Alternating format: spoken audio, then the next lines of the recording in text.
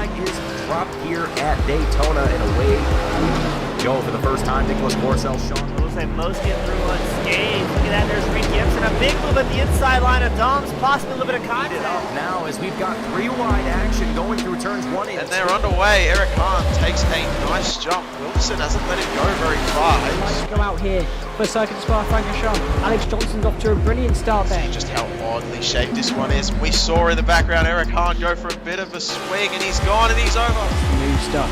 Cody Graham's the one-on-one up into second place. Alex Johnson 6/10 lead at the moment. They're dicey up front. There's Andrew Kessel, just insane. They are ready to go. The lights are out, and away we go for the very first time here at Okayama International Circuit. Finley Fitzsimmons.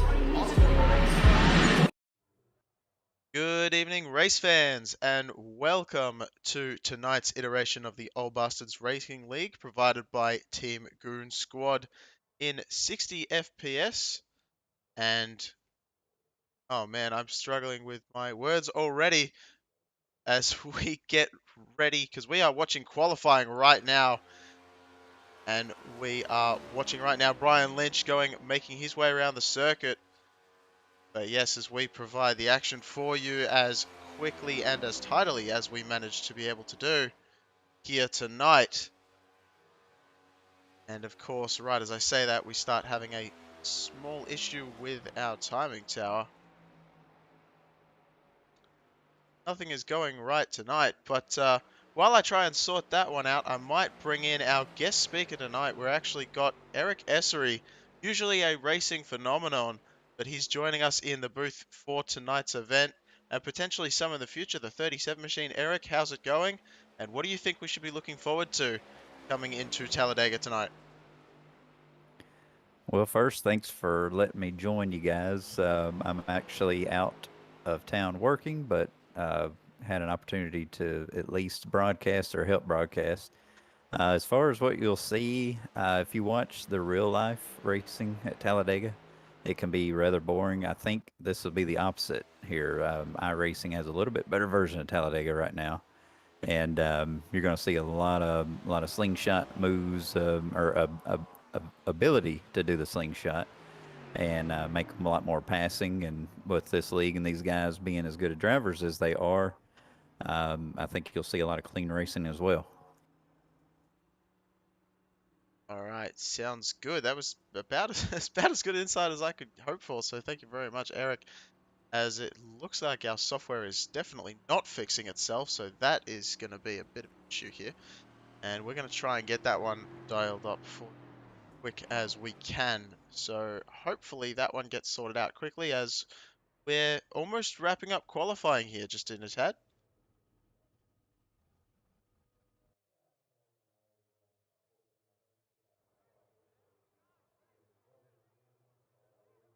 All right, now everything's appeared on the screen.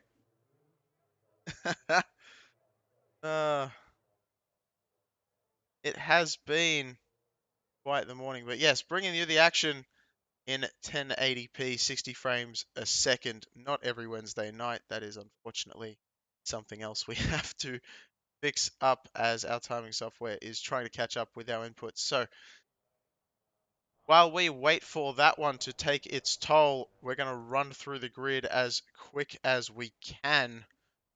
I'll also hopefully not stressing myself or anyone else out. So here we go. Wayne MacArthur running home with it on pole at the moment, doing a phenomenal job of getting his way up to the front. Kevin Strandberg is going to be starting in our second position alongside him, with Alan Wanamaker and Greg McDaniel taking up the second row. Brian Lynch and Cameron Chaussee in our third row. Brian Lindsay with Josh Robinson in the fourth row. Troy Baker and James Waldo are going to be in your fifth row. Brian Glass and Lee Warsdell going to line up 11th and 12th in the sixth row. Cycling it on back, Dan Hill and Greg Hammond going to be in your seventh row. Chris Bates and Wayne Hufford behind them in the eighth row. Shane Wiesman and Michael Dow going to be in 17th and 18th. Lloyd Moore with Victor Lane performing quite well tonight, going to be starting in the top 20. Courtney Nelson and Dave Nestor starting in your 11th row with Bert Dirty Dodson as he lines up alongside Tom Ogle in your 12th row tonight. We keep cycling it on back as usual with the OBRL Cup Kimball Cup Series. We have a lot of drivers coming out here tonight. Robert Garisco and Brian McRubbin going to be starting off in the 13th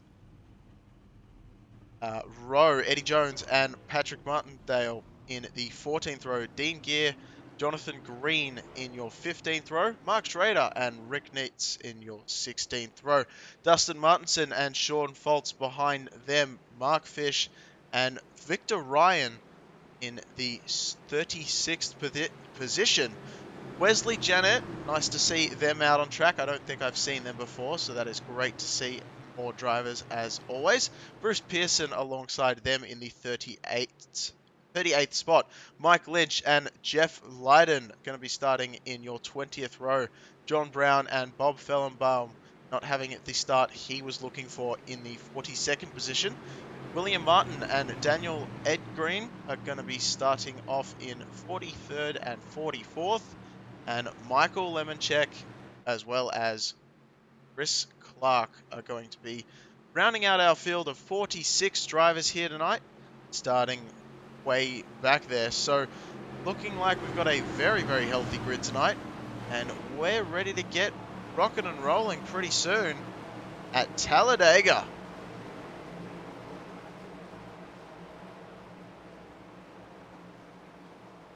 So as always, at the start of every broadcast, or at some point in every broadcast, but at the start of this one, I'd like to send a thanks to all those really on board watching in the spectator area, or all the drivers coming out tonight, all the people supporting the broadcaster potentially, as well as Eric Essery in the booth with me as well. So thank you to everyone turning up, supporting the Kimball Cup Series here at the Old Bastards Racing League. And it is great to have you as we get ready to go green. And Dwayne MacArthur getting ready to bring the field as the pace car is a little bit of a wobble as he decides to come down pit road, having a little bit of fun themselves as Barney the Flagman is going to get ready to drop. But remember, the unique thing about Talladega Superspeedway, the start-finish straight actually is after the tri-oval. Unlike Daytona, a little bit wider, a little bit longer, and the checkered line a little bit further down as we get ready to go underway. Kevin Strandberg and Dwayne MacArthur side by side. Strandberg actually jumps MacArthur before the line. We're going to have a look and see if that was an issue or not as we are getting up to speed. A lot of horsepower and a lot of track, but not a whole lot when you consider how many cars there are on the field. As Cameron Chaussee takes a run onto the inside line on the high side. Greg McDaniel underneath him there in the low side. A little bit of blocking already from Strandberg as he cuts down in front of MacArthur and takes that first spot away as we get ready to complete our first lap. And it looks like things are already getting a bit chaotic in the field as we come to a nice little two-wide split so far, running side by side throughout. As we have heard from the drivers, you got to watch out. You got to be mindful as Cameron Chaussee actually takes the lead coming to the line.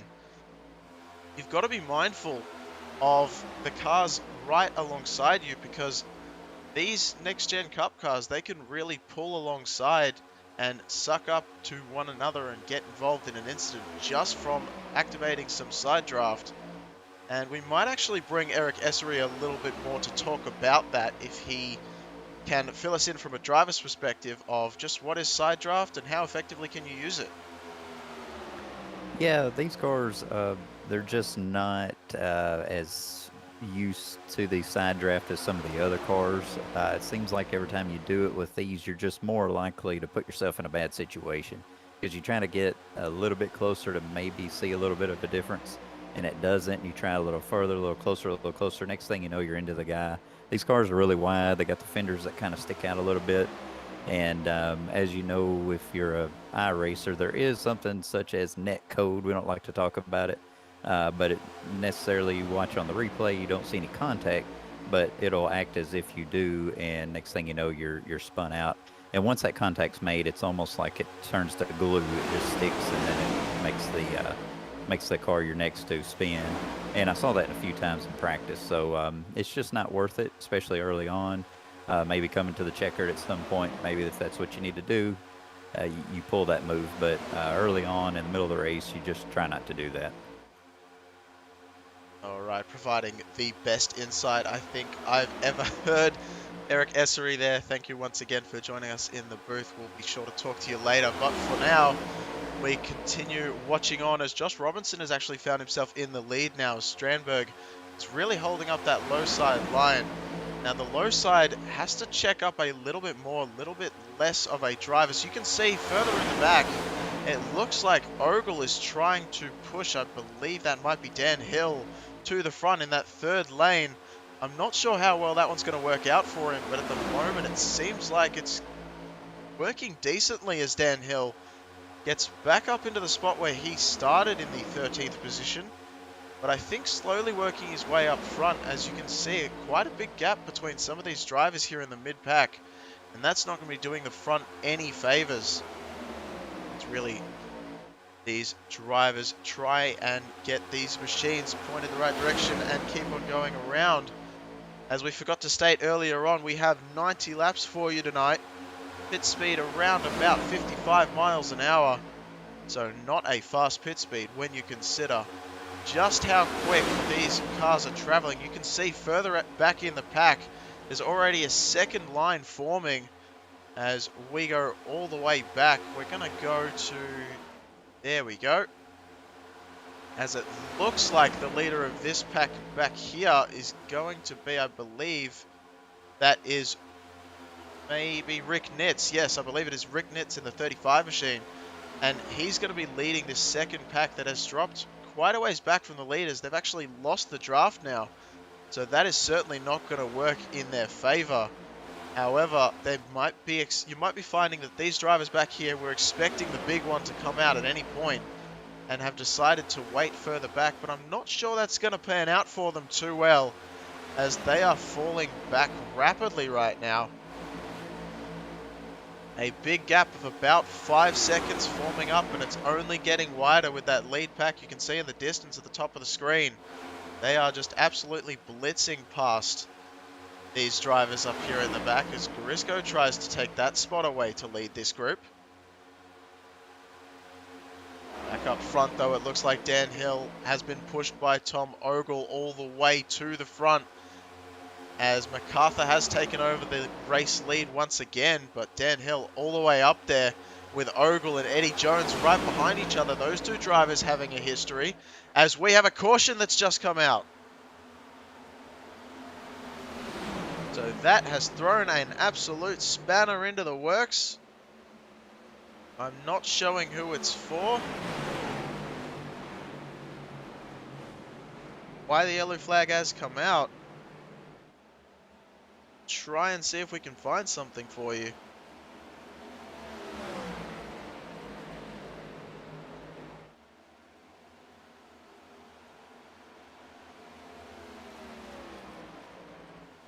This lead pack seems okay. I'm going to try and have a look a little bit further back.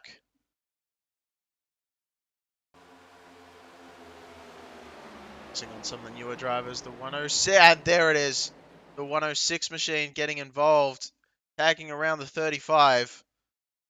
And that is not what we like to see at all. So just paused it for a second as we go and have a look for the drivers. There's a lot of drivers to scroll through here tonight, but the 106, so one of our 3-number drivers getting involved, that is Wesley Jeanette. And certainly not something you want to see with some of these newer drivers. And it looks like, I think Wesley just came down a little bit too much, trying to get as much draft as possible. And collecting the 35 of Rick Nitz. Rick Nitz actually came up a little bit, so can't fault either driver really on that one, as it just looked like 2 cars trying to operate the same space. And that is not going to fly. The 19 comes in, can't go anywhere. So that is Dustin Martinson getting involved as well. And I guess that's going to be that. Yeah, you hate to see, especially from the second pack.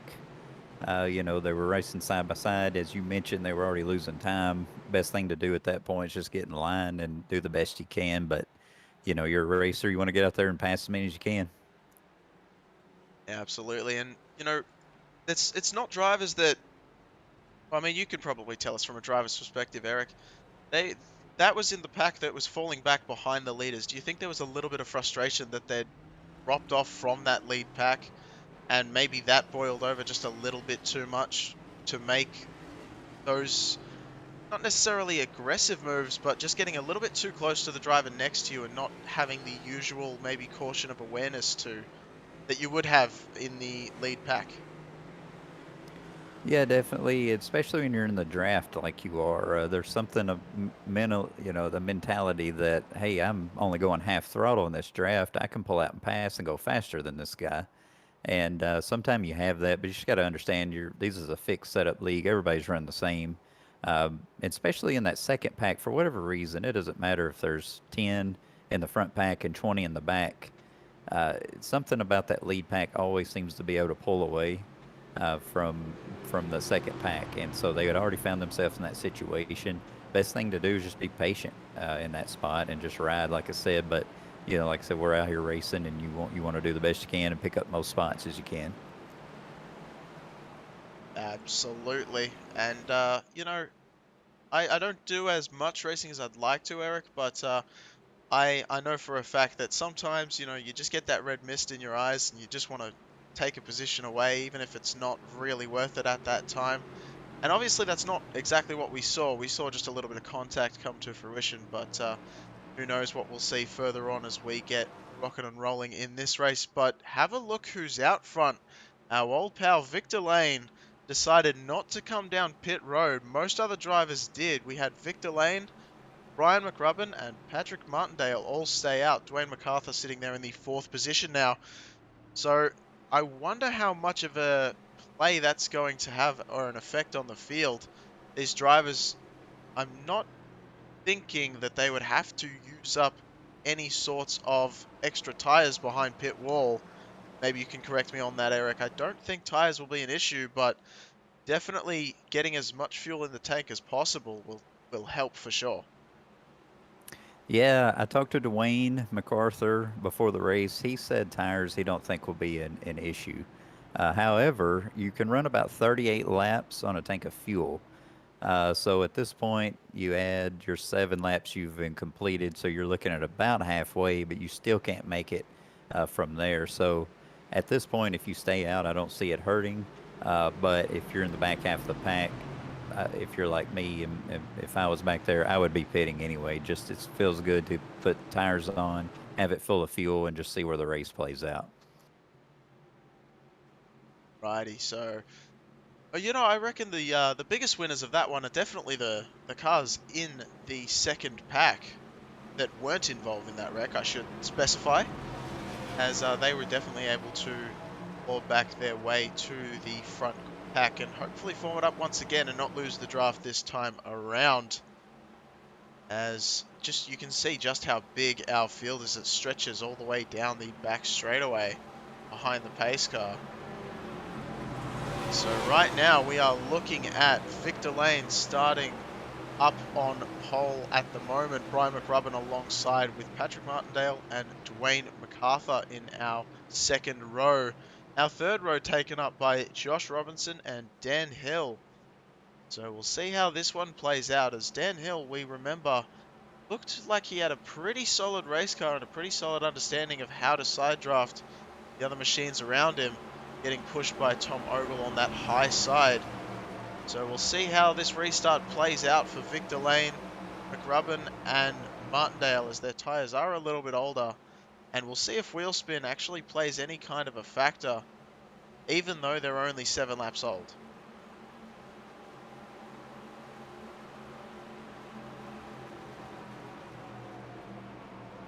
Pace car takes the long trek to pit lane. I should mention once again that the Old Bastards Racing League has a strict 7x policy. If you go over that 7 incident point limit, you are ejected from the session. So trying to keep it clean as much as possible and punishing those who aren't is the Old Bastards Racing League mentality. And there we go, back under green as they roar up to the front. Brian McRubbin getting pushed by Dwayne MacArthur very nicely on the top side. McDuff Machine to the lead. And is he going to drop down or stay in front of MacArthur now, as it looks like some big moves happening slightly further back? I believe that may have actually been Brian Glass with a big move from the inside to the outside. As the outside line is a lot more, I was going to say more steady at the moment, but it looks like there's still a lot of movement as McDaniel gets pushed all the way around the track. But yeah, that bottom lane has not came in whatsoever, as Victor Lane has moved all the way down into the 7th position. Now, as that top lane just got something going and just moved to the front, Josh Robinson now to the low side, though. He's going to try and challenge McRubbin for the lead.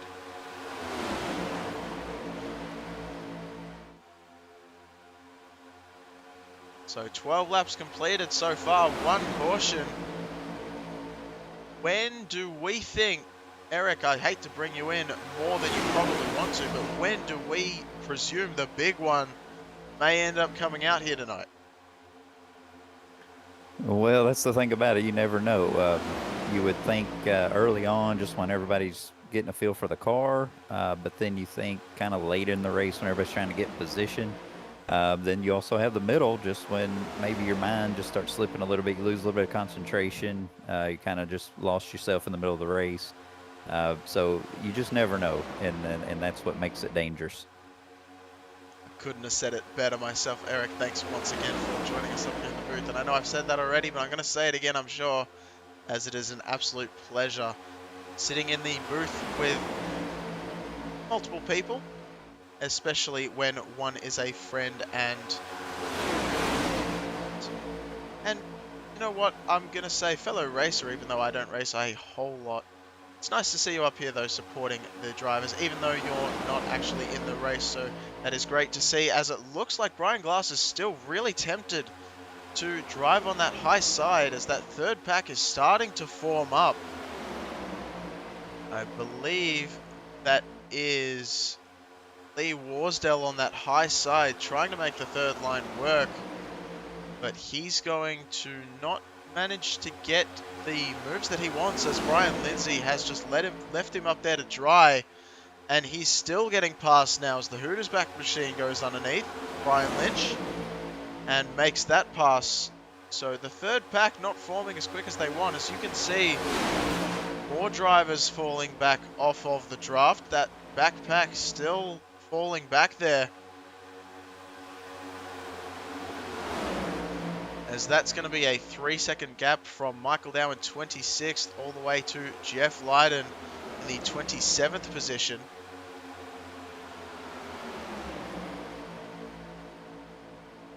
There's still 36 cars on the lead lap so far.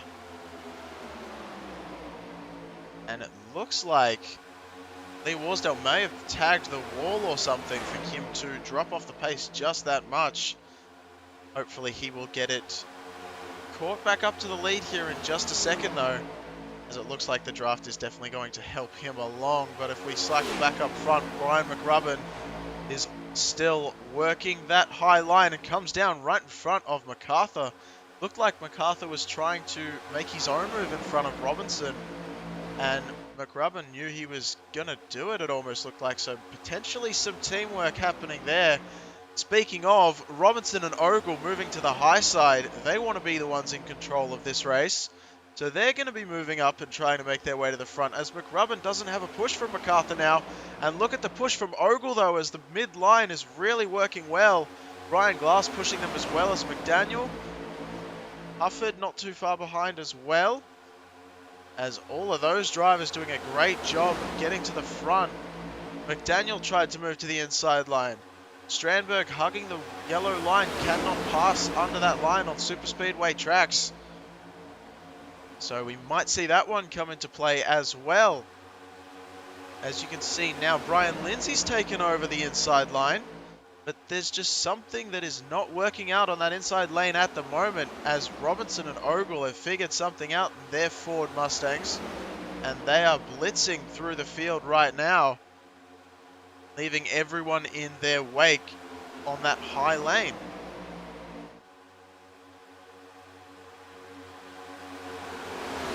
So the top four all in the one line. The first battle is definitely going to be Shane Weisman and Brian Lindsay sitting in your 5th and 6th position now, as Eddie Jones tries something on the high side. All the way up, trying to make it 3 wide. But he's only got help from one driver behind him. And I don't think that's going to be enough, as I believe that's Courtney Nelson trying to push him to the front on the high side. And definitely not going to be enough for him there.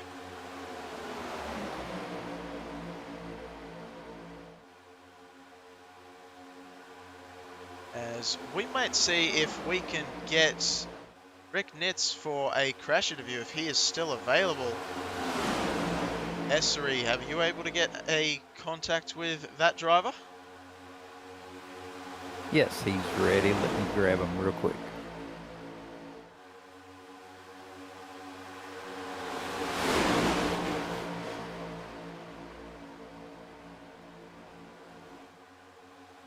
While that's happening, we'll continue to watch this battle up front as Robinson I got him here. continues to get pushed to the front. But all right, so we've got Rick Nitz joining us. Rick, what happened from your perspective on that wreck we saw earlier on? Sorry it took us so long to get to you, but what was your opinion on it? And try to keep in mind that this is a family show. No, all good, all good. These are great guys, great group to race with. A group of us were just trying to hang out. We were going to stay mid-pack behind the main pack, and the hope was that we just ride a nice, relaxed race. We got into that area there where the trioval goes from 4 to 3 lanes back down to 3, and I was cheating up just a little bit, trying to catch Crisco's draft, and somebody, I guess, was a little behind me, maybe off my quarter panel. I wasn't expecting anybody to be there. I should have, because Crisco had just passed me, but I wasn't expecting anyone to be there, and so I thought I could cheat up a bit, try and grab some of Crisco's draft, keep our line moving. We were closing on the front pack though, and we were running our plan. Everything was going good. Just a little bit of the technology there, or not the technology, but the tactics there as the trioval comes back down to 3 lanes. All right, Eric, do you have anything for Rick as well? While we have him up here in the booth. Well, Rick, we were just talking about before that happened, you can't really side draft in these cars. Did you feel like maybe the netcode had something to do with that? I don't think it was netcode. I took a quick look at the replay during my repairs here, and I was cheating up a little bit. Wasn't expecting him to be down, and perhaps maybe I could have been lower. He could have been up a little higher. It was just that awkward place there on the track. But yeah, we really weren't feeling real loose or anything. Everybody felt real good about the car. And no complaints. Nothing was telling me that I was about to do anything wrong. All right. Well, Rick, appreciate your insight. So I'm sure we will. Are you going to be out for the race, or are you going to come back out with a little bit of damage on that machine? I'm going to come out shortly, see what kind of speeds I turn. With 45 cars on the track, I don't want to be in the way. There's just too many out there to be out there slow turning laps. But I do want to thank you guys, Team Goon Squad. I want to thank our sponsor, Kimball, all our team admin, league admin. I know that each one of them does a lot for the league. Really appreciative. And especially anybody who's watching the league, following the league. Really want to thank the fans who keep things going and keep it exciting for all of us. So thank you guys, and great job, everybody. All right. Cheers, Rick. Great to talk to you. And I'm sure Eric will move you back to the room that he dragged you from. So there we go, as Rick Nitz was joining us there. So that was nice to talk to him and get some insight into what he was dealing with in the car, as well as his thoughts and opinions on that incident, as we have a new leader, because guess who's up front? And it's none other than the Kodak machine of Brian Glass, taking photos out front as he is on the high line now, getting an absolute shove from Eddie Jones behind. These 3 lanes forming up all very nicely as Lindsay drops down in front of Robinson now. MacArthur's on that low side. And this high pack is just about to lose some of the drivers behind. So Jones is going to continue to push Brian Glass, but for how long can that high pack stay by itself like that? As you got a little bit of contact between Lindsay and Nelson. Unbelievably, both drivers able to hold onto it. I do not know how Nelson was able to avoid any sort of more issue as well as Lindsay. That was absolutely incredible for both drivers. Not only keeping it pointed straight, but also with the amount of speeds they're traveling. Eric, what's your hot take on that, and how high was the heart rate bumping, do you reckon, for those guys? Well, I was just about to say, before that race started, as they were coming around behind the pace car, that's usually my most nervous moment. And then you could be turned sideways on the track, and it's, in my personal experience, that's the most calm I am, is just in the middle of the battle. So some of these guys act different, and, you may see them increase their heart rate and need to take a break, but, sometimes you just get in the zone and the adrenaline's pumping in a good way, and you're able to just focus on what you need to do at that moment. Absolutely, as we go back to looking at the racing, because it looked like Kevin Strandberg was once again below that yellow line. You can see the car up there. I believe that's going to be Mike Lynch letting the leaders by as he was trying to go around solo. Obviously losing a lot of speed to this big pack, forming with the air around them, as we've got some green flag pit stops, and it's going to include, I believe we saw Josh Robinson, Kevin Strandberg, Dan Hill, Tom Ogle, and Brian Lynch all coming down. A bit early for a pit stop, wouldn't you say? Well, I think right now they're just looking at they can make it from one more stop from here. So they're getting the pit stop out of the way, getting themselves in a window. The way Talladega is, if you pit early and then the caution comes out, these guys are going to remain on the lead lap, and then they will cycle to the lead. So that's what they're thinking right now. I know Josh Robinson, if he's in the middle of this, he's the engineer of the group, and usually what he's doing is pretty much spot on. All right, well, definitely we cannot fault Josh Robinson for his credentials, as he is the most winningest driver here in this season so far, with 3 wins to his name. So I guess if anyone knows what they're doing, he would be one of those drivers, as it's interesting to see where they've just come out. So we're going to pan the camera to Josh Robinson midway down the straightaway. Took Tom Ogle with him, unsurprisingly there, as they're going to be on the back straight heading into turn 4, and just now heading into turn 4 as we pan the camera back to Brian Glass, just now heading into turn 3. So this lead pack definitely going to catch them pretty quick. I'm almost wondering if that's going to hurt them though, because like you said, it's a bit of a strategy call, and while I understand that sort of thing, I believe this lead pack is going to pass them and put them back a lap down. However, like you've probably alluded to, as I think you did allude to, is that if we stay green and these drivers come down pit road once their fuel tanks empty out, that is going to put Josh Robinson and Tom Ogle probably, I'd say, in the first position. So yeah, definitely some strategy call that I wasn't expecting so early on in the race coming out to play here tonight. Yeah, and Josh and Ogle there in the 11 car, they are teammates, so they were probably communicating. However, they did not come out together. So what Josh really needs to do is back up to them. Luckily, they got Dan Hill there to help them out. And a 3-car draft, like you said, is not going to be necessarily the best situation.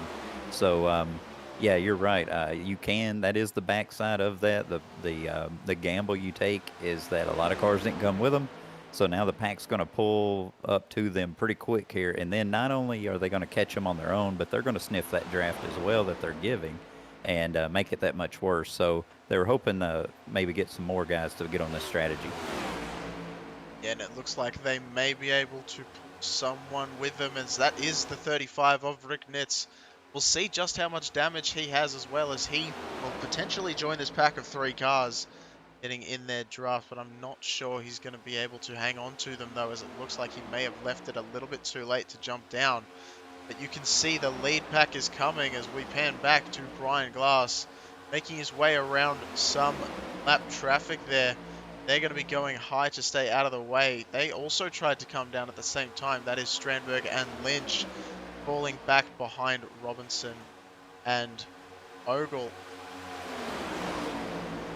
Now, I did want to get your opinion on this, Eric, if you don't mind answering this for me, but just how hard is it to get down on pit road and stay with the people that you come down with? Because every time I've tried to do Talladega, I will always make an absolute hash.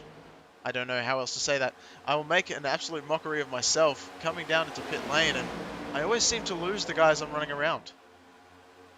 Yeah, definitely. And here, you know, you're going wide open the whole time. Your right foot's already asleep, and now you're trying to shift down, get on the brakes, and you don't know if you got too much rear brake. You can easily spin it around, as you saw in the Cup race today, the real life one. You know, it's very easy to do. Also, you got to get on the same strategy of what each of you are going to do. Are you going to take 2 tires, just fuel? The amount of fuel you're taking, is it worth going ahead and getting tires? You know, putting them on, because that's how much time it takes to put the fuel in. So there's a lot that goes into it. The best thing to do, though, is just be conservative. Usually you're going to be coming out with a pack. Unfortunately, though, as you see with Ogle and Robinson, they've just came down with only 2 or 3 guys, and I think that's really actually going to hurt them, like you mentioned. So this strategy may not pay off. Well, you know, you cannot fault them for trying, as trying something different can sometimes lead to the best results. Unfortunately, it doesn't look like that is going to be the case for those drivers, though, that did try to do something different, as they are I believe they've already fallen back into the clutches of this lead pack.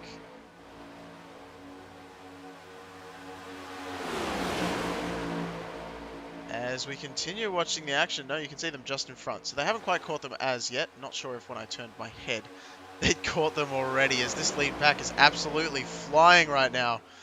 Brian Glass with Eddie Jones right behind. And Eddie Jones, from what I've seen, seems to be one of the few drivers that doesn't seem to be too upset with pointing that nose directly on someone's bumper and just giving them an absolute shunt to the lead. Obviously, that's going to affect his oil temperature, and he's going to have to, as well as water temp, he's going to have to watch that engine, make sure that nothing comes untoward, as he always gets his front bumper linked right up. You can see once again right on the back of Brian Glass as they continue to catch up, but they're not catching this pack of 3 as quick as I thought they were going to. There's something going on with that pack of Ogle, Robinson and Hill, and they have figured something out, the 3 of them, because even though there's only the 3 of them out there,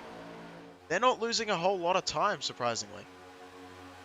Yeah, I agree. This is very surprising. Usually you get maybe 5 or less. You're going to get swallowed up pretty quick. One thing, going back to Eddie Jones, this is uncharacteristic for him for a speedway track. Usually he's going to hang out in the back for 70% of the race and just hope that late caution comes out. If not, maybe he'll try to make a charge. So to see him up here pushing Brian Glass like he's doing, I was very surprised to see that for a guy who's not very happy about coming to super speedways. Yeah, well, I mean, he's seeming to make it work so far. And who knows, maybe trying a different strategy to what he's used to doing in the past may actually benefit him out here tonight. You never know what can quite come down to. But we did pan the camera while you were talking just a little bit. We were panning the camera back to Ogle and Robinson just to get an insight into just how they were running. And Robinson was doing the exact same thing Jones was doing to Glass as he was doing to Ogle. He was sitting right on that back bumper, pushing, just absolutely pushing as much as possible. Literally linked up nose to tail, and I think there's no faster way around Talladega Superspeedway. And I'd almost like a driver's perspective on this. I know I probably shouldn't get into the politics of NASCAR, but Eric, I did want to bring you in on one thing at some point during tonight, so I might as well do it now. How do you feel personally about the change in the Superspeedway races and this car compared to cars in the previous years? With the way that the draft works, the slower speeds, just a rough overall driver's sort of take on the whole. Yeah, it's always, even from the 80s and 90s, I think everybody just had the perception that these guys here in Talladega and Daytona, you're just running wide open. But, there was always handling involved, even up to the repave of Daytona in 07 or 08. You would see handling come into play. And then, of course, the iRacing also offers the 1987 cars that you can race, and you feel that you get a lot of handling involved, and it just makes a more dynamic race. Whereas these, you're pretty much glued to the track on these newer cars, and it makes it kind of an eye candy. When you're looking at it, you just see them three wide, and it just looks crazy and looks fun, and it is a lot of fun still. But I think as a driver, you feel like you want to put more in your hands, maybe make it a little more handling involved. And Talladega doesn't offer that at all. It's just pretty much a chess game, and just trying not to make any mental errors out there. So I definitely like the old way better, but it's just the new way. You kind of got to present some extra form of entertainment to keep the numbers up. Yeah, and you know what? I can understand that especially from a ratings perspective. Those, TV at the end of the day is the overall winner, and they demand certain things, and those demands have to be met. And I understand. I'm also on the fence. Like, I think I preferred the older car, the way that it handled, the way that you got to see everything. But I can completely understand with the way the networks run, and also NASCAR itself, I believe, from what I've heard, has been on a downward trend, I think, in the last 10, 20 years. So trying something different to reinvigorate it, and I think, I could be wrong here, but I believe that it has worked to some degree.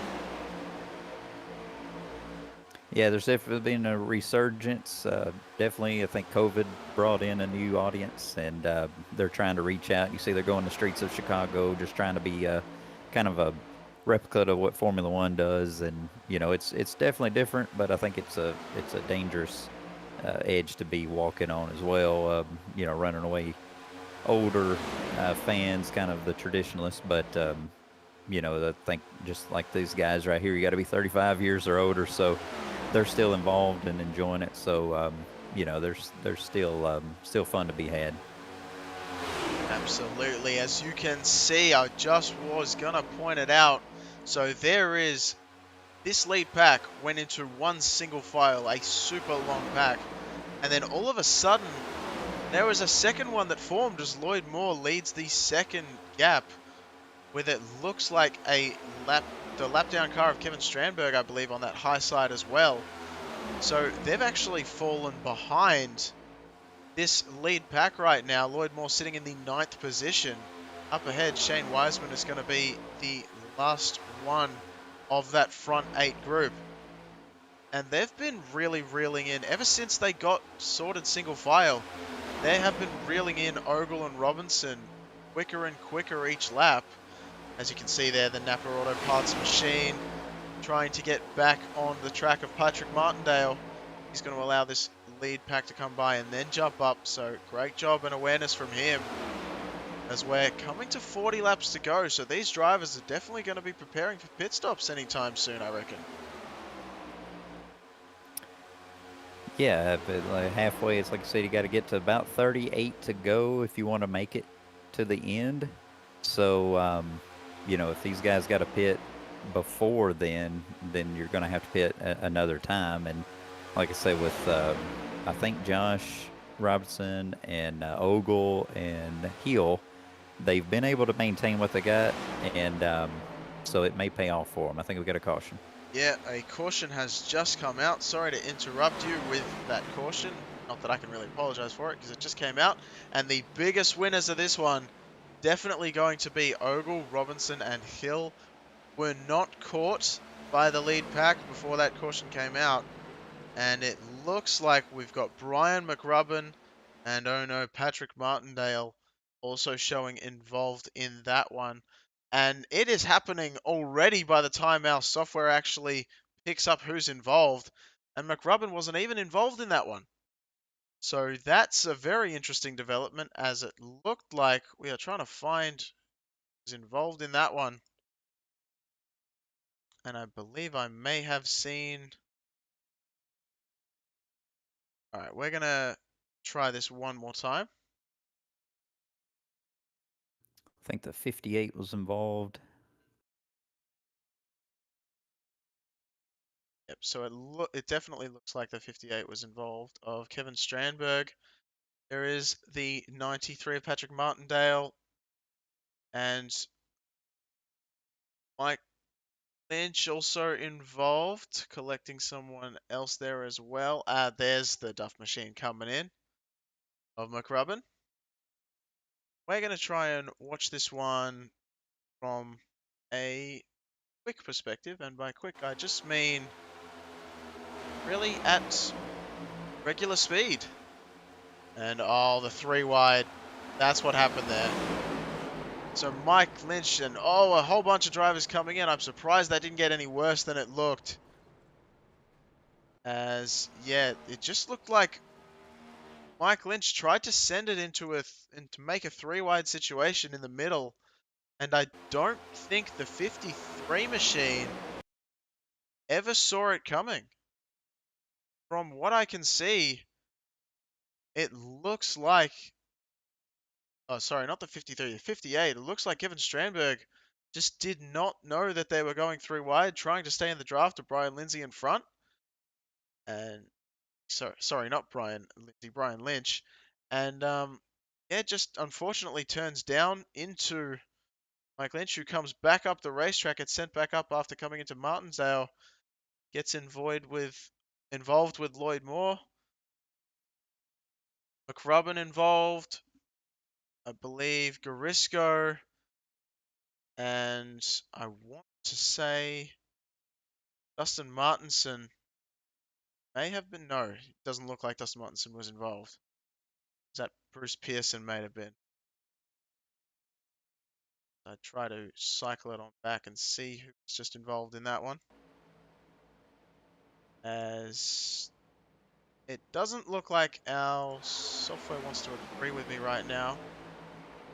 As it was a purple car. I thought it might have been Limanchek, but he is not that purple car involved. But we'll go back to live, and I believe it might have actually been Mark Fish, as he is showing there. No, he's just coming out of pit road. I'm definitely going to find this person, whoever it was. Was it Mike Lynch? No, it wasn't Mike Lynch. We already said that. I cannot believe I'm struggling this much. I've seen that paint scheme so many times. For some reason, the name is not coming to my brain. There it is, Dave Nestor. 36 machine. That's who else was involved. So we finally got that one sorted out for you, listing off all the names, if you can remember. Such a long time ago it was when I started lifting off the names of all the drivers involved. As we are under our second caution. And I'm going to say that this was not the bigger one. It's the biggest one so far. But we were just about to roll through the field and show you where all the 3 packs were. As I believe there may have also been a 4th pack developing at the time. Michael Dow comes down pit road. So does William Martin. But yeah, we were about to run through the field, and of course, right at that moment is when the incident occurred. Alright, it looks like we have Strandberg, so we're going to try and pull up Strandberg and get his opinion on that one. Yeah, I got Strandberg here. Kevin, you got a copy?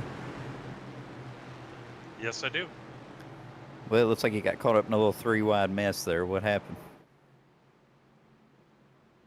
To be honest with you, I didn't realize I was 3 wide. I thought we had cleared that inside car, and I guess, yeah, probably my fault. All Well, we right. hate to see that happen. I know you're running on a different strategy, but we'll go get them next time. Yeah, yeah, we had a different strategy. Me, Tom, Josh, and Dan Hill, and Lynch, but it didn't pan out for us or for me. All right, well, not a whole lot of words, Kevin, and we can completely understand that. Get yourself patched up in the what's it called? The infield care center. There we go, as I struggle for words, Kevin, and hopefully we'll see you back on track, but if not, we'll catch up with you next week, and, hopefully we will see you back on track, though. Even if you're a couple laps down, it always pays to come back around and stay racing up here and calling the action. All right, sounds good, guys. Thanks. And like I said, I think I goofed, but I'll watch the replay. All right, that was Kevin Strandberg bringing us his opinion on things. And Eric Essery doing a fantastic job, mind you, of being our pit lane reporter here. Coming down, just giving us some info here and there about certain things, as well as bringing drivers down for an interview as they get checked out in the infield care center. Did you give him time to get checked out in the infield care center, or did you just bring him straight for an interview, Eric? No, I jump in the ambulance with them. Okay.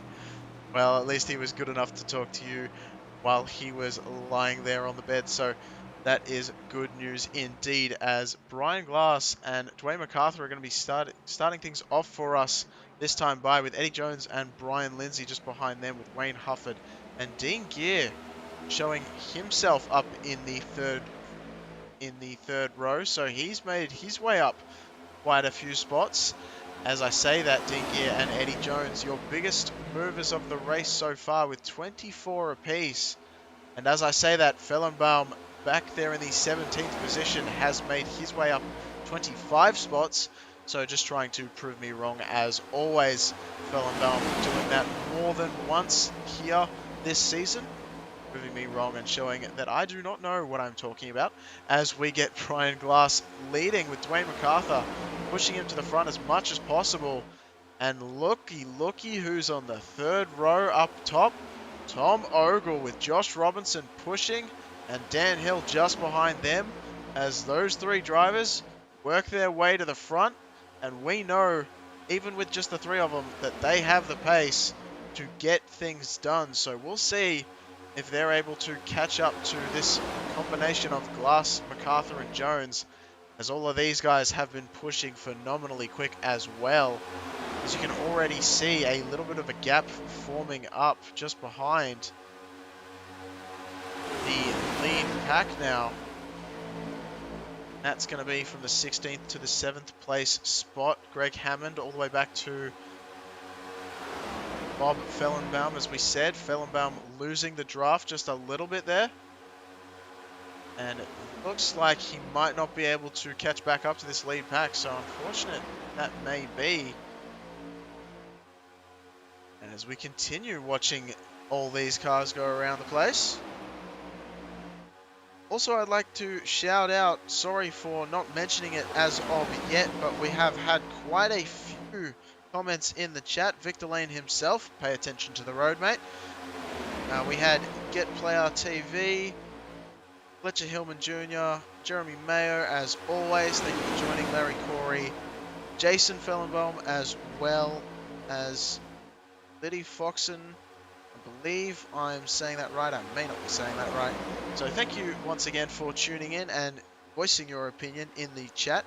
I may be getting to it a little bit late, but I definitely see you in there, and I appreciate it very, very much, as it looks like there's been a lot of chat there.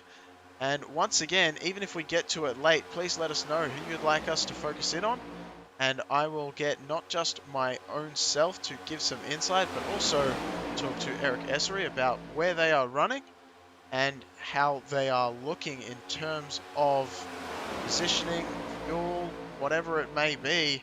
Even if you just want to highlight your favorite driver, let us know once again, and we'll get that for you dialed in. But for now, Brian Glass still in the lead, still getting a hefty push from Dane MacArthur just behind.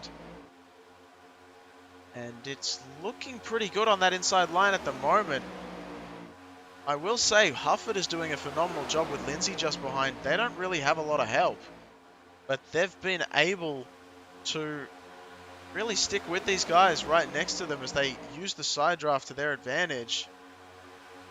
And look who's at the top. I believe that's Jonathan Green on the top side, and the gear wrench machine is pulled out in front of Tom Ogle, really blocking that high side, trying to get as much of a run as possible. Now I've got to ask you, Eric, that third lane, it seems to be the fastest, but would it make more sense for those drivers to come down and just work on getting that second lane rocking and rolling, pointed towards the front? Well, you know, like I said, you know, with those guys that were, those same three guys, they were out front, you know, holding their own by themselves. So they feel invincible right now. It kind of goes back to that first wreck. You know, you think, man, we're fast. Let's pull up here and just pass everybody. But, you know, reality's already set in for them. They've done gotten back in line.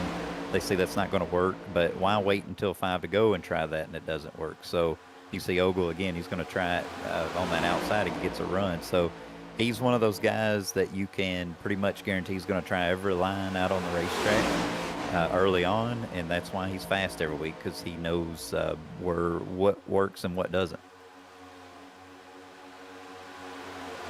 Yeah, it's Ogle definitely one of those drivers that we see towards the front of the pack week in and week out. So like you said, he does a lot of practice everywhere he goes, and I think Talladega, even though it's less of a practice sort of a track, I believe that he's probably done enough to where,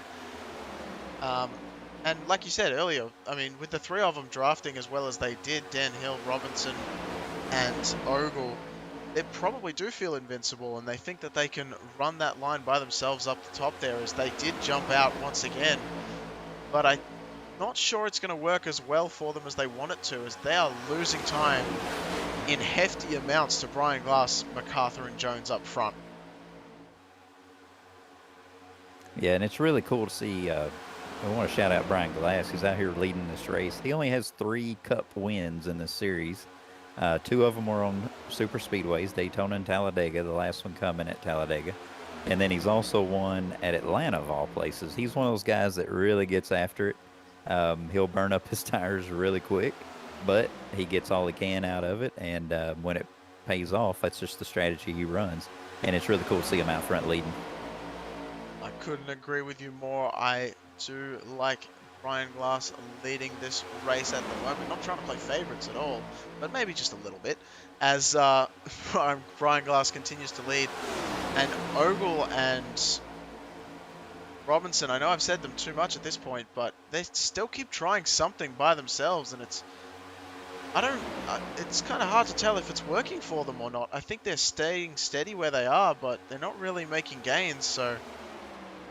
But they're also not falling back too far, so I think it's kind of averaging out at the moment. But you can see this lead 3 from Brian Glass, MacArthur, and Jones. Looks like they just need a little bit more help to really make sure that that one's going, and the gear behind them is not providing them with the push that they need to really make that trek up the front as fast as they can, as Ogle's group may be coming on the high side now, trying to take advantage of that gap that formed behind. But Dean Gear is now finally caught up to the back of Eddie Jones, and we'll see if lap traffic also comes into play, as I believe they're going to catch them out of turn 4. They're going to have to organize where to go with lap traffic in the way.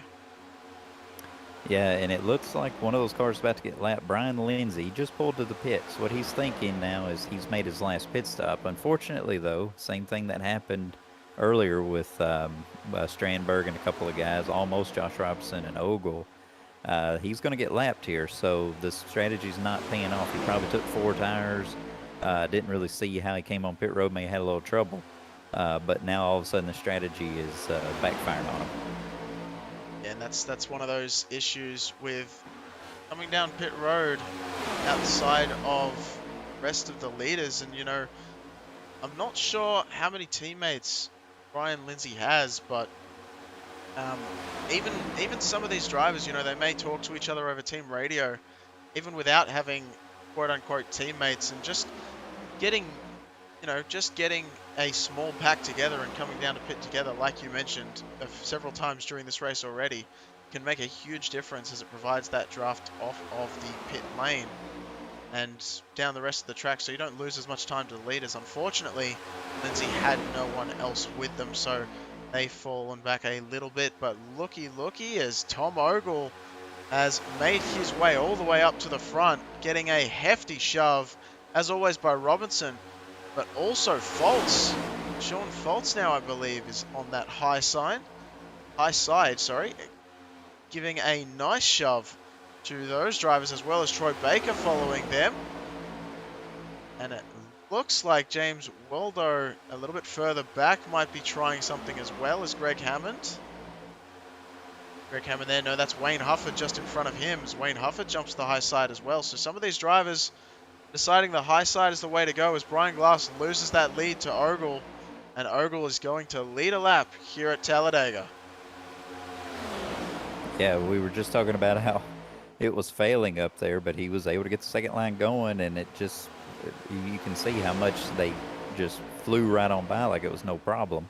It's just the way that energy works with the draft, and iRacing does a great job of replicating that, and even probably more than what the actual Cup cars were doing even today. So he's found the sweet spot, and then of course you got that engineer, the AI I call him, Josh Robinson. He's running second in that blue and white car, so they're a good tandem right there. It'd be hard to beat. Absolutely, definitely wanted to control this race. Now, I know you've just finished your small spiel for the moment, Eric, but I did want to bring you in just quickly straight away, because now that they're both leading up front, do you think it would be a smarter option to control both lines, as we see Tom Ogle actually doing just that, but Robinson looking to come down? Do you think it's better from a team perspective to control both lanes, or try and get one behind the other? Well, they're teammates, so they may be communicating that, and that may be exactly what they're doing now. One's got the top line, one's got the bottom, but now Robinson comes down. I'm not one to work with teammates. I've had a few guys reach out to me to kind of want to work together. I just do better, especially on the super speedways. I just kind of work it myself.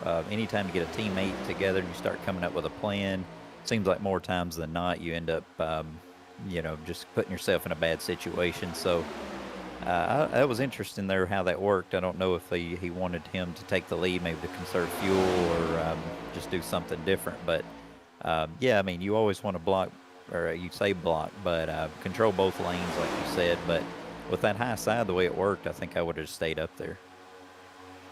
Yeah, I couldn't agree with you more. I think that may have been a little bit of a mistake, as Sean Foltz has taken over the lead place now for the position up front, with Troy Baker and Brian Glass up in the top three on that row, and all of them pretty clear of Robinson at the moment. That high side just gets a much better run out of the corner than the low side, as they have a shorter distance to travel, a little bit more of a checkup, as they got to keep that car pointed just above that yellow line. So they have to get off the throttle a little bit more to get around the track without causing any issues. And it just seems like, especially in the draft, it just seems like it's not working out so well for them. As I say that, Brian Glass takes a dive to the inside. Right behind him, Greg Hammond as well coming down. So they're going to try and make a move on Sean Foltz. So Brian Glass, once again, finding himself up front and sticking to it, really. Trying to get all he can up there as Sean Foltz continues to lead. But the question is Troy Baker going to stay behind him and push him to the front like he has been doing? Or is Baker going to be now one to go, maybe I can take the lead if I take the bottom lane and jump out and do something different? Yeah, those are two guys out front that we don't really see regularly running there. So it's cool to see that here at a restrictor plate, but they figured it out. They're running that middle lane. They even have James Waldo there, who's won at Talladega, and they're looking like they've done it several times. So It's just something about being up top and leaving that bottom open, and I think a lot of guys just tend to go back down there to feel like that's a more secure way to keep the lead. But as we've seen over and over, that top line just keeps prevailing. Yeah, it definitely seems like that top lane is the way to go. And speaking of, they are well in front, as it looks like we've got some green flag pit stops coming in. MacArthur, Jones, Fellenbaum and McDaniel. I believe Fellenbaum actually came in a little bit too hot, so I reckon he's going to have a penalty for that one. Not what he wishes to see here tonight. But yeah, it looked like he struggled to get it dialed in, and that's the biggest thing, you know, going from, you know, near as makes no difference, 195, 200 miles an hour, all the way down to 55. That's a lot of force on these brakes. And, you know, sometimes you can just brake a little bit too hard. You start wheel hopping that thing, and it's not going to stop. It's going to keep on plowing forward. Yeah, and these guys are, I don't know any of these guys pitted under green earlier, so this is their first green flag stop. And if they didn't try it in practice, you know, they're probably coming down there and slightly panicking. One thing about these new Cup cars is they do have the bigger brakes on them, so the old car you'd have to pit just as soon as you come out of turn 4. These you can go a little further, and sometimes it's just easy to miscalculate. But it looks like Dwayne and Jones here are going to team up and be able to keep a draft a little better. So we did have a question from Larry Corey earlier on. Still have to make another pit stop for the leaders, and that is correct. They're definitely going to have to come down one more time to be able to make it to the end of this one, especially Sean Foltz. Is what we haven't talked about tonight is leading laps at Talladega is so inefficient in terms of fuel mileage, and it really, really hurts. I believe if you lead from start to finish of a green flag run, you will actually lose, I think it's almost about 5 laps compared to the guys traveling in the draft behind you. Yeah, I don't know if it's a full 5 or not, and you know, it definitely is less efficient though. You know, I've run in, that's kind of been my strategy. I don't usually qualify, so I'll start kind of mid-pack and just kind of half throttle and watch some guys pit a little early. But like I said, from here, you know, we're well within the window, so the guys that just pitted or the guys who are still out, pretty much you can pit, you know, anytime you want at this point, and fuel mileage is not really going to play a part in this one. Yeah, I think you are absolutely right, as it looks like a big gap has formed up as we're still on board watching the leaders. So Holtz, Baker, Waldo, Glass, Gear, Hammond. These top 6 have really separated themselves from everyone else by about 4 seconds. Courtney Nelson behind, as you can see him all the way back there. So the leaders, I mean, these guys were the leaders, but the drivers just behind them in that other pack have all come down pit road under green as well. So we will see how that one shapes up, as this lead pack is going to get ready to come to the pit lane, I imagine, within the next couple of laps. I can't imagine they'd stay out for too much longer, as they're going to have to come down and get more fuel. There is no way they can make it to the end. Yeah, correct. Those guys that are out front here in that pack, at some point they'll definitely have to pit. The only thing you could think about, and iRacing has a good system with the fuel, is sometime it'll get you to the end. But as you know, with Talladega and the way the races are, we do have green-white checkers. So you may want to add just maybe an extra gallon while you're in pits right there, just in case. Yeah, that is absolutely the true case. And correct me if I'm wrong, but we have green-white checkers. Are they an unlimited amount, unlimited supply here at the OBRL? I believe they just have a 1 attempt at it, but with Talladega 2.5 miles around, that's quite a bit of fuel. Yeah, absolutely right. As we pan the camera back to Victor Lane, as he is in the 8th position, he's leading the second, I want to say the second big pack, because we have, actually, just want to pan the camera back. Okay, so we were showing Greg Hammond as falling off the pace by quite a while, and we were wondering what was happening. I think our live timing software just had a little bit of a glitch there with Greg Hammond, but he's still there in the 6th position at the back of this lead pack. Courtney Nelson is trying something with Garisco, but obviously just the two of them are not going to be able to do a whole lot with Garisco also being a lap down. And then Courtney Nelson just in the middle of these two packs with Victor Lane leading the pack just behind, which has the majority of the field right now. And they are absolutely storming as they have formed a single file line. And they are coming in hot as Victor Lane leads Lee Warsdell, Jonathan Green, Jeff Lydon, and John Brown are going to be in the top, well, basically from 8th to 12th position. So definitely getting some camera time for some of these drivers that typically don't find themselves too far up in the standings. And that's always one of the best parts of Talladega, if I do say myself, as well as Daytona.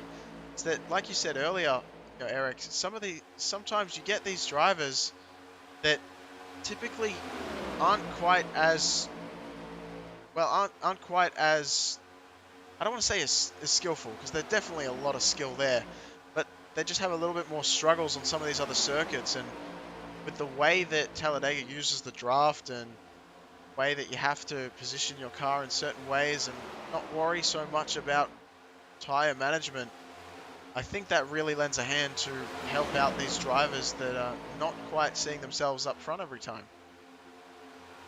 Yeah, definitely. And as I've mentioned to you before, I think before the broadcast, I don't like to qualify, and I just enjoy the race through the pack sometime. And I race with a lot of these guys, and they're not bad race car drivers by any means. I have struggles getting through the pack sometime, and usually it just comes down to consistency. You know, it's they have speed. Every one of them has speed. They're capable of qualifying up front. Just sometimes it's just the consistency, and that's just something that comes with experience. So it's fun to see some of these guys develop. I look at Dwayne MacArthur. It wasn't but 3 years ago when he showed up new. He was just a mid-pack to, you know, 20th to 30th place guy. And now you see him just picking his way up. Now he dominates every week. You know, Greg McDaniel's another one I've noticed that just gotten better slowly over time in the one car. So there's a lot of guys that are like that, and it's just fun to see them develop and you know, become you know, competitive every week. Absolutely, that's what we love to see. And you know, just speaking of, Jason Fellenbaum telling us that Dwayne's group has 5 seconds on Tom and Josh. So that's what he is letting us know. So Dwayne is further back here, and there's a lot of packs that have just formed, very small packs out in the field. So that's where Dwayne MacArthur is sitting in the 20th place right now. There's Josh Robinson in the 24th position. So we might run through the grid just briefly and show you where everyone is. So this is the lead pack. This has Sean Foltz all the way down to Greg Hammond, your top 7 drivers, with Wayne Hufford on the back end there, but not on the lead lap. So your top 7 are in this pack right now, and just wondering if they're going to come to pit lane and throw me off. No, so they're going to stay out. So that's your top 7 right now. We pan the camera back to 8th position, just coming out of turn 4 as the others make their way through the tri-oval. And this has from Victor Lane all the way back, I want to say to about Courtney Nelson, and then there's some lap traffic behind him as, no, Chris Bates. So Chris Bates is also going to be there, Alan Wanamaker, and Brian Lynch. So Brian Lynch is going to be the final one there. So that pack is going to be all the way from the 7th position to 15th, as they've got a couple of lap down cars inside their pack as well. Eddie Jones going to be leading the 3rd pack with MacArthur as well as McDaniel and Fellenbaum all nose to tail, as it looks like they might have Floyd Moore joining them. I think that's going to be ultimately the battle for the lead there with Eddie Jones and Dwayne MacArthur, because they made their pit stops. I think everyone else has to pit. Now that, I mean, we still haven't seen, I don't want to jinx it, of course, but we still haven't seen a big one. So there's every opportunity that you never know what can happen, but you're probably right. This could be the battle for the lead. These 4 cars are flying around right now, and they're all linked up really, really well. Not too much of a gap between any of them as they find themselves going from the 20th positions up to the 17th. There's a little bit of smoke there on the tri-oval. I don't think it's anything to worry about, though. We're not showing anything. Potentially some spun tires on pit road. As look what's happening in front of Eddie Jones. There is a pack right there of a massive amount of vehicles. And they're all going to be a lap down, I believe. Yeah, that was the lead pack. They finally came down pit road, or at least most of them. One thing that was helping Eddie Jones and Dwayne MacArthur there was he was catching that pack. So he was catching that sniff of the draft. So that benefited them even more. So they're definitely going to have a nice little lead on everybody else here. Absolutely, as Eddie Jones working his way up now into the 5th position around Michael Lemenchek, who was in front of the pack that they caught. These 4 cars on an absolute mission right now as they're still linked up. Absolutely beautiful synchronization from them. But right now, Victor Lane is leading and the caution comes out. We're not shown entirely what happened, but we are seeing that Dean Gear went off track. And yeah, we're being shown Dean Gear has unfortunately had an incident, so we're going to queue that one up. And he is already in the wall by the time we come across him. So give this one a little bit more of a go. And oh my, as it looks like he got into the back of Greg Hammond. Try and take a look at this one. Hammond tries to go underneath the 95. And the 95 just gets absolutely sent into Dean Gear. So Sean Foltz, not sure what was going on with some of these drivers. It almost looked like Foltz was a little bit slower than these 2 drivers coming in behind. And Foltz was kind of in the middle of both lanes. Hammond thought he might go high to let him past and wasn't quite high enough. Yeah, I think it's just a cycle of the pit stops, and they came up on Foltz. He may have just not realized that 2 cars were coming up on him, I think, and Hammond just went to the bottom, and Foltz didn't realize he was there. Racing incident. Absolutely. As we'll try and get a gyrocam going, because I would love a gyrocam. Try and see this from the perspective of Gears Machine.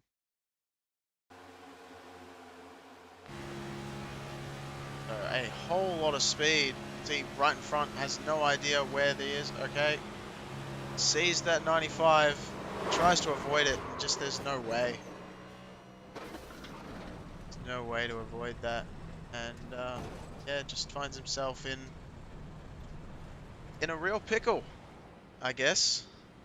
As he comes back out on track, I think he may decide to tow after that point. Looks like he does so. So, unfortunate for him, as he was having a pretty solid night so far.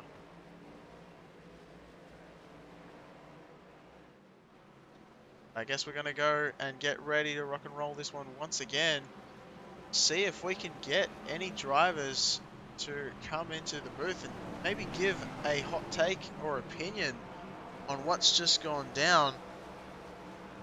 Yeah, Jason Fillenbaum saying that the 95 came out of the pits and didn't have a drafting partner. We saw that one as well.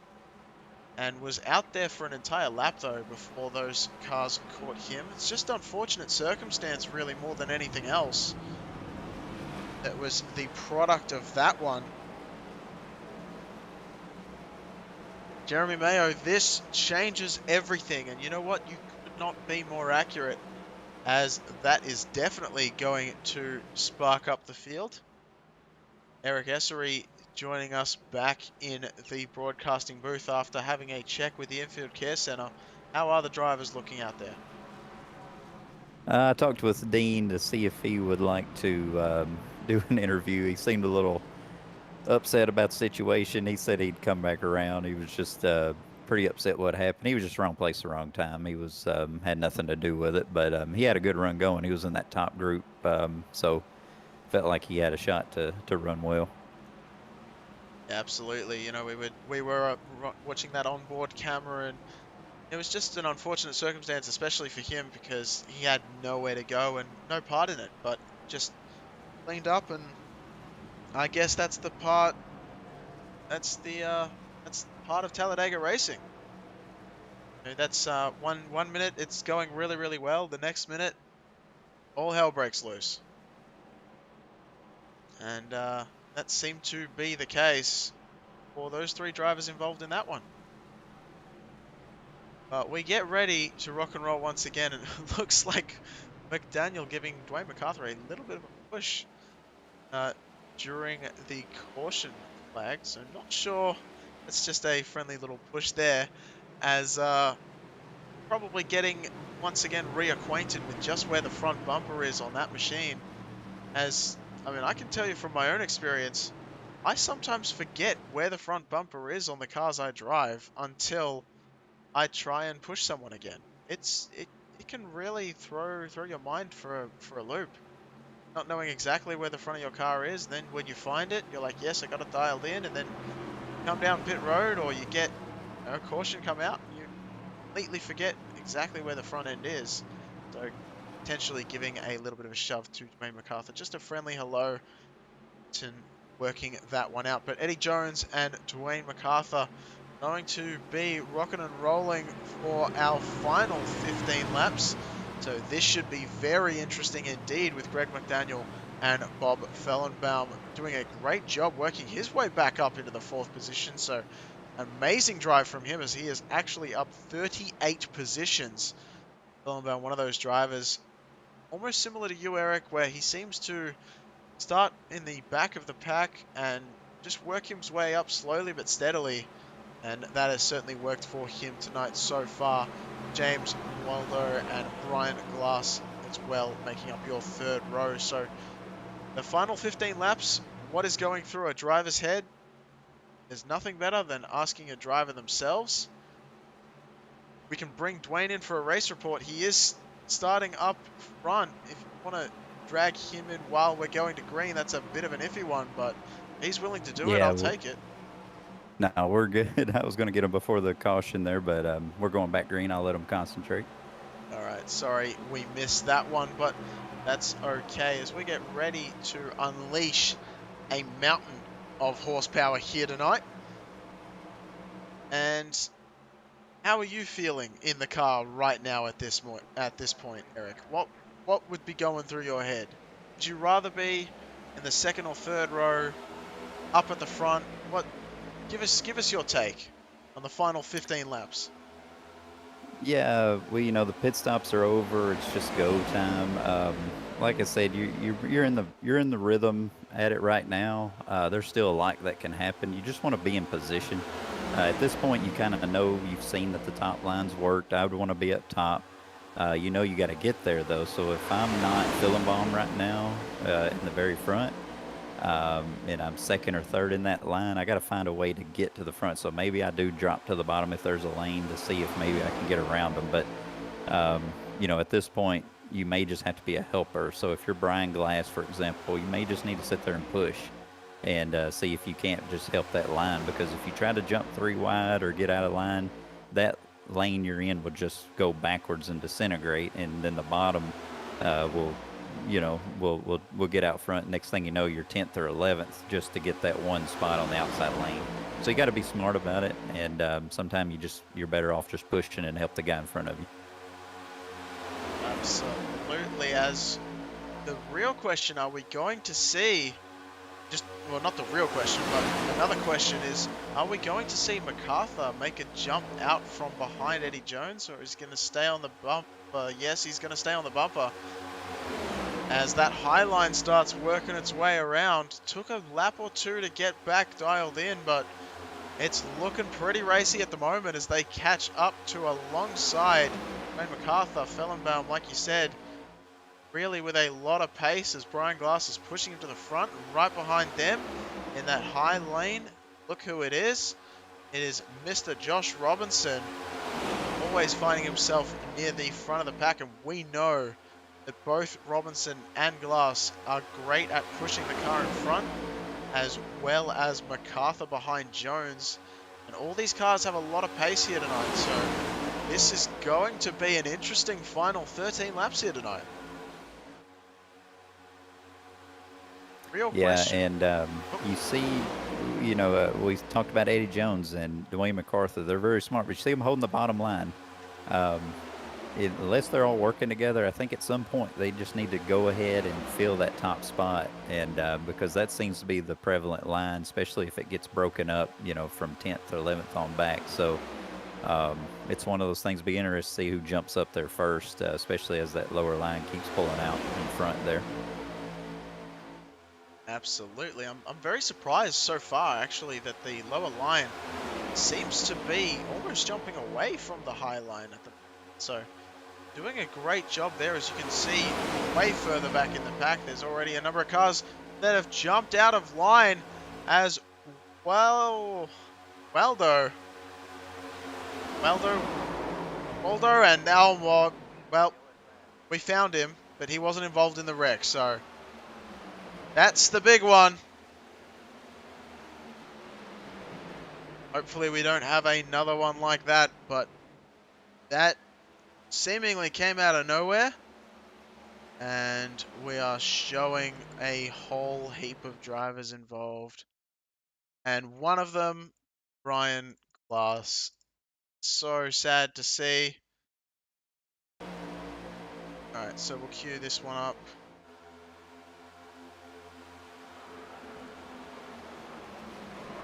Oh my, and Fellenbaum gets absolutely sent to space. Fantastic job from him though, not, well, I mean from the engineering I guess we got to say. That car not getting any worse off than it was. And we're going to have to follow Fellenbaum because that was about as unfortunate as I can think of. What exactly happened? So Greg Hammond goes a little bit high, and Fellenbaum just slightly tags that rear end. No, gets out of the gas because he wants to avoid it. Brian Glass does not. And just, oh, look at that machine. And then Josh Robinson gets involved. Hufford. Chaussee. Oh my, all of that mess. And I've just looked at the 74 machine coming past as well. And the 74 having the Carlton Football Club on there. That's an Australian football team for those who don't know.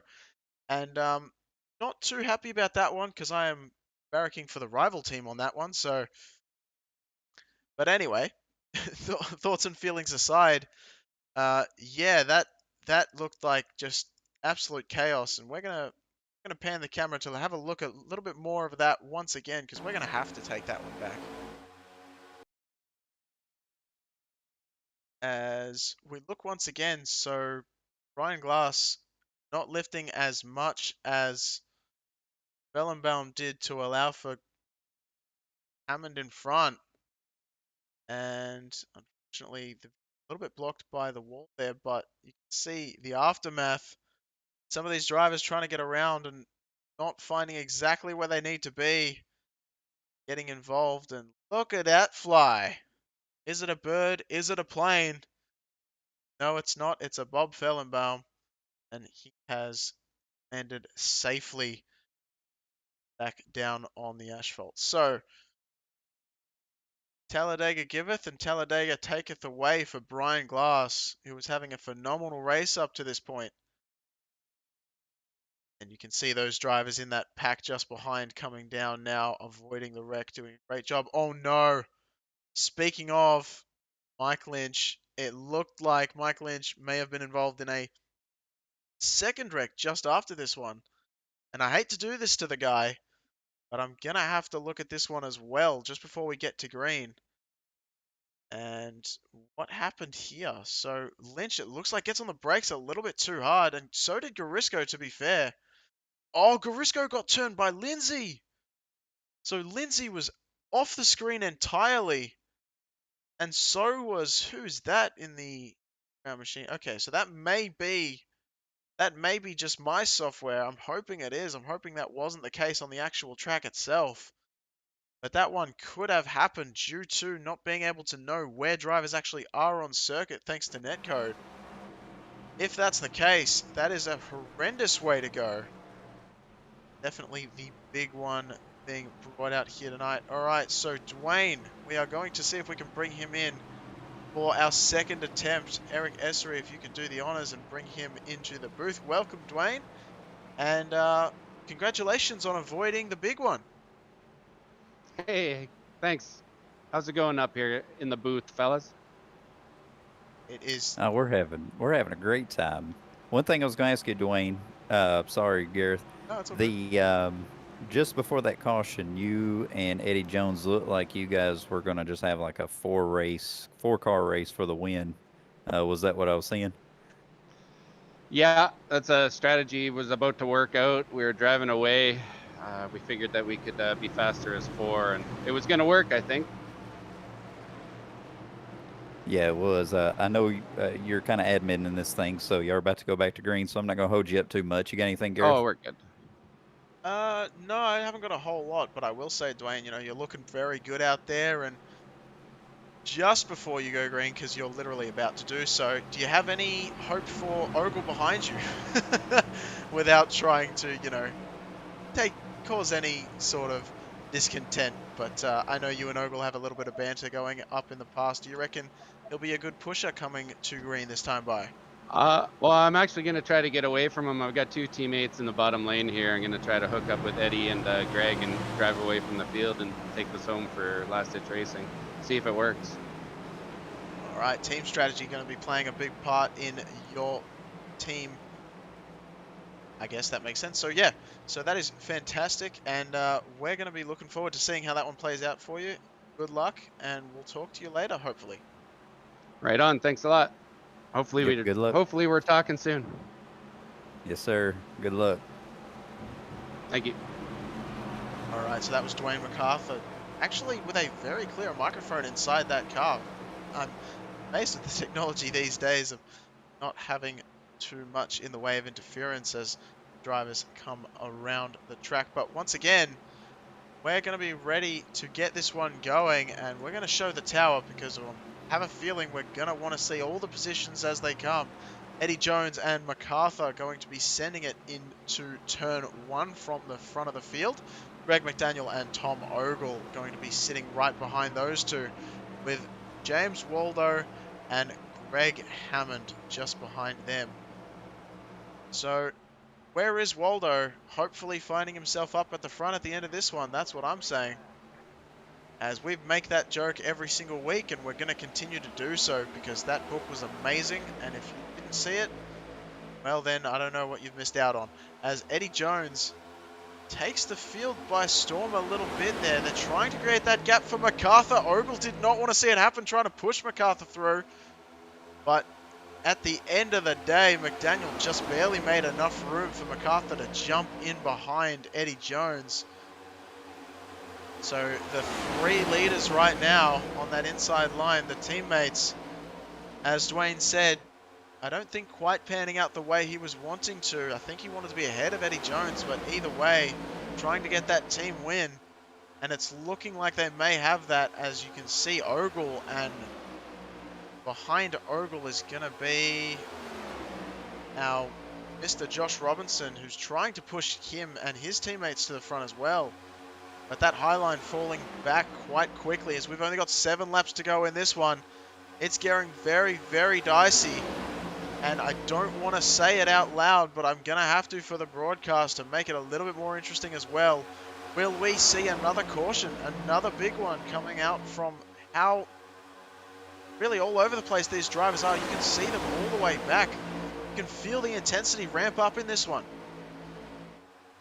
Yeah, definitely. This was what I mentioned earlier before the broadcast as well, that you see when you get to the end and you haven't split up the pack from long green flag racing, that's when the guys get overly aggressive because they can see the lead just right in front of them, and they know that if they can just even put themselves in 5th or 6th, they know that anything can happen up front and they got a chance to win.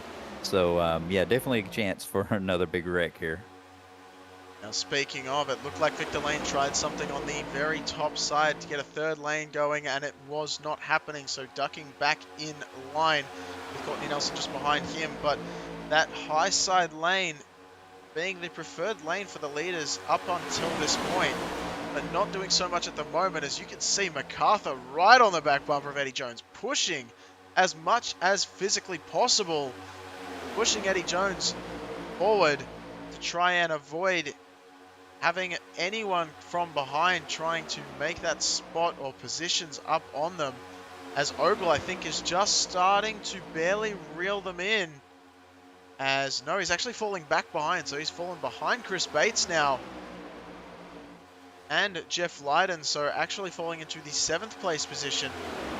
And that third lane probably not doing them any favors on that high side. They really want everyone to get back in line and get something going here if they've got any hope of challenging Eddie Jones for the lead. But there's a lap car out front doing a great job of getting down to the apron very, very quickly and allowing these leaders by. And this is looking dicey up front, not quite at the very first pack, but looking a little bit dicey further back in the field as you got 3 wide, just a little ways behind these guys for about the 10th spot. Yeah, but I like that outside lane with Ogle and 4 Robinson wide up for there. a second. Sorry, Eric, as we looked at it, it looked like it could happen, as it looked very close to Victor Lane, like Courtney Nelson was going to send it into that 4 wide scenario. Thankfully didn't happen, as we've seen so many times in so many different races that even though Talladega can support 4 wide, probably not the best idea to actually try it. But Eric, as you were. Yeah, I was just mentioning Ogle and Robinson on the top line. I really feel like they can get something going there. They just need a little bit of help from the guys behind them to line up and get kind of a rhythm going, and I think they can make a run here. Well, they've just had a Jeff Lydon pull right in front of Ogle, so we'll see if they can try and get that to work, as that high line is looking like they're trying to form up and doing a decent job so far, but they've only got less than 3 laps to go, so I'm not sure it's going to work. As you can see, Troy Baker pulling out, trying to do something, thinking about it, waiting for the run from that second pack, I think, before he's going to do anything about it. McDaniel pulled out just for a little bit. I wonder just how desperate MacArthur, McDaniel, and Jones are going to be to keep hold of this one if they're going to pull out a fantastical looking block should the need arise. And it looks like McDaniel is showing his hand that he will do that, as he is pulling out of the draft just a little bit, getting ready, I believe, to maybe stop that run. As here it comes. Jeff Lydon being absolutely sent by Tom Ogle. They're going to be heading up into the 5th position now. Still struggling to get all the impact they want from that group, as Brian Lynch not helping at all, being on that high side. There's only 3 cars there, including Robinson and Ogle, so they need more of a pack to decide to move forward up high in order to be able to get that one to work for them. No one's making the moves that we expected to see them, and here we go. We've got 1 more lap to go. This is going to be incredible, as James Waldo thinks about doing something as well, as he leaves a little bit of a gap, so he may be actually leaving them to dry a little bit out front, as here comes Lydon once again with Ogle right behind. Robinson has really backed off the pace though. Not sure if something's going on with him, as it's looking like Eddie Jones's race to lose right now, and he is still up front and still rocking and rolling as MacArthur continues the push. McDaniel continues to push him. They're getting really racy. You can see him fan out all over the place. Chris Bates goes up high, trying to block Lydon and maybe make something happen on the outside lane. It's not going to work though, as Lynch goes up really high around the outside, making that run as much as possible. But really, all he's doing is hurting that high lane, and it's looking like Eddie Jones is going to take home the win. It's going to have to go a little bit further than trioval. Is anyone going to try something? Chaussee drops out of line, but it's not going to be enough as Eddie Jones takes home the win. Dwayne MacArthur and Greg McDaniel are 1-2-3 for the team, and absolutely phenomenal rocking and rolling on that low side. Yeah, we talk about how Talladega can just be anybody can win this thing, but it's no surprise to see the top three be guys that you normally see up front. So there's still skill involved, and the best did it. Absolutely. And Eric, I did obviously take a bit of a front row seat for the final few laps of that one. Any final thoughts or opinions? I mean, we'll probably get that a little bit later as well, but any thoughts or opinions on that high side and why it just didn't quite get going like we were expecting it to? Well, you called it exactly. I think Lynch in the Hooters car just, probably fourth or fifth back, but that was all it took. He tried to take it three wide. It broke up the fourth and fifth guy that was in that line. Then the third one couldn't keep up, and that's all it takes. And the bottom, and you saw Dwayne, he just stayed right with it with Eddie Jones there and just committed to his teammate, and that's what won him the race. Absolutely. I couldn't have said it any better myself, as it's been an absolute pleasure calling this one with you. If you want to hang out during the interviews, absolutely be my guest, and we'll get a final thought and opinion from you afterwards, and maybe even bring you to a little bit of interview yourself if you're happy to do so, because I think that might be quite hilarious. As not from a take the mickey out of you perspective, just driver to driver, friendly banter kind of thing. Sure, no problem. Yeah. So we'll see how that one plays out. But here are your race results for this one. Eddie Jones, of course, taking it home with the win for Last Ditch Racing. Wayne MacArthur and Greg McDaniel also taking it home ahead of James Waldo, who tried to do something at the end with Cameron Chaussee, but unfortunately not quite able to do so. So they're going to be in fourth and fifth. And we will cycle back through the grid a little bit just quickly on the results for you so you can get a look at where your driver may have ended up and really just appreciate the amount of effort that these drivers went through and just how many cars there were on the circuit. I don't know, any more thoughts from you, Eric, while we take a tiny bit of a break? Just a couple of guys that ran well. James Waldo, he's won one race at Talladega, but it was an Xfinity car, and it was just pretty cool to see. He's a U.S. Army veteran and does his own podcast with his geology and things. So interesting character, but it was good to see him, run as well as he did in fourth. Absolutely. All right, so there is the 46th place. So screen just now so you can see where all the drivers ended up, and it was fantastic race to watch. I'm sure I'm not alone in saying that, so we will get ready to cue the drivers up for this one, and I'm excited for these interviews. I have a feeling they're gonna be pretty good, and the team is going to be absolutely elated. So we're going to get ready to pull up our first of the three, as we don't see Eddie Jones in the waiting room yet, so we may wait just a tad bit longer while he is celebrating. But you know what? There he is. Okay, so we're going to go and get things started off with a Mr. McDaniel. Greg, welcome to the booth. How are you feeling? Your team must be over the moon. Yeah, we like coming here. it we all try to get as many of us together as we can at the end, and just try to try to do good for the team. Yeah, well, I tell you, it looked like a very, very good race indeed. And I wanna know, did the team strategy plan out exactly like Dwayne MacArthur was wanting it to? He was telling us just before he wanted to really get in front of Eddie Jones for that lead. Wasn't quite able to get there, but did. I mean, you did leave that gap very skillfully, I might add, just for him to make his way down. Was that all part of the plan to begin with, or did you have to adjust on the fly as Ogle was really trying to push him to the front? Well, there seems to be a bug going around. It happened to me a few months ago with my spotter and my fueling program. We had two of our guys tonight. Uh, Brian Lindsay had to pit early because his app didn't get his car full, and when we came out from the last time we pitted on caution, Dwayne came out being a couple laps short.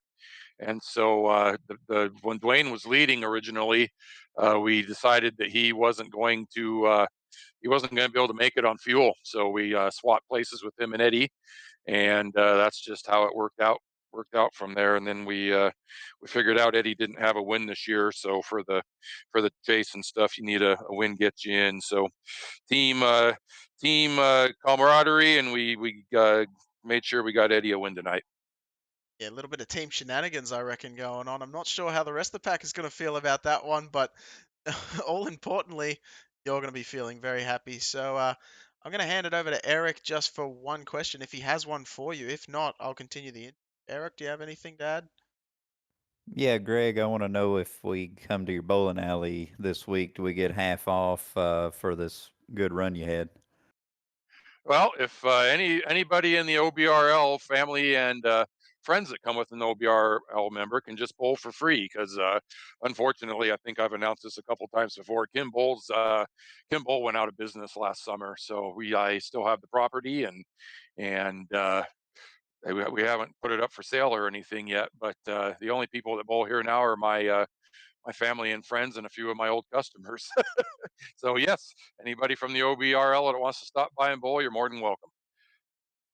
Greg, I want to add on that just really quick. I personally love bowling, and it's really sad. I'm seeing a lot of them unfortunately go under around here as well, and it's really sad because I think it's almost a lost art form at this point. And I think definitely if anyone's watching and they're thinking about bowling, go to your any local place that's doing some bowling, and get into it. It's a whole lot of fun, and I think it's an underrated sort of activity to do, or sport, I should say.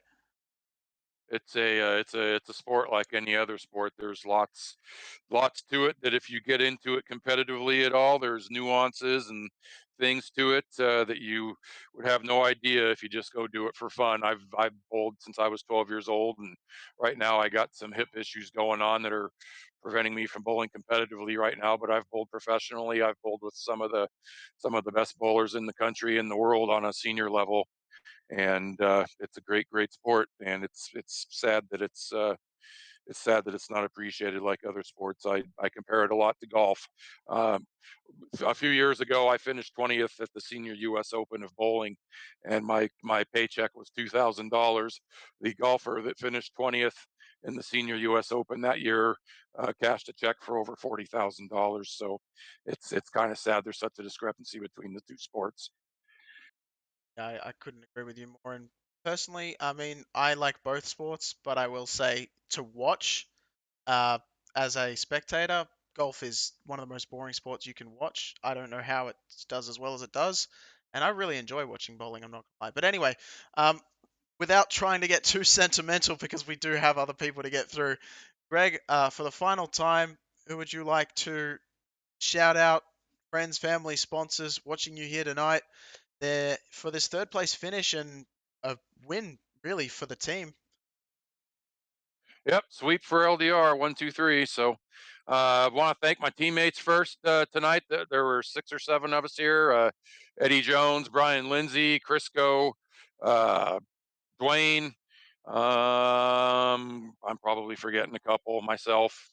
That might have been it. If I forgot anybody, I apologize. I want to thank all the league sponsors: Aerologs, Admin Box, Victory Lane Sports, and Kim Bull. All the drivers in this league. So many great drivers. Only have 2 cautions here, I believe, is all we had tonight. Is a pretty good run here at Talladega. Thank you for broadcasting these races, and shout out to my friend Dave. Hopefully he's watching back home, back in Oregon. So how's it going, Dave? And that's it. All right, sounds good, Greg. I'm sure we'll see you up here in the future. Have a good one. You too, Gareth. Thank you, Eric. Yes, sir. Right, there goes Greg McDaniel. So nice to hear from him once again. And now we're going to pull up Dwayne MacArthur. I know he's one for a quick interview, so we'll try and make this a little bit quicker. As Dwayne MacArthur, once again, we just pulled you in before that caution, well, as that caution was taking place, and that seemed to work out in your favor for sure. Yeah, yeah, it worked out good. Able to push Eddie across the line there, and I owed him a couple. He's pushed me to a few wins there. I was pretty tight on fuel, so I knew I couldn't lead a line, so it was nice to get in there and just push. You know, no other. It would have been if a second line formed, we could have got to racing, but at that point, we just single filed it out. Right. Well, I will have a quick little, I don't know if I can call it a jab at you or not, but I'm going to have a quick little say here.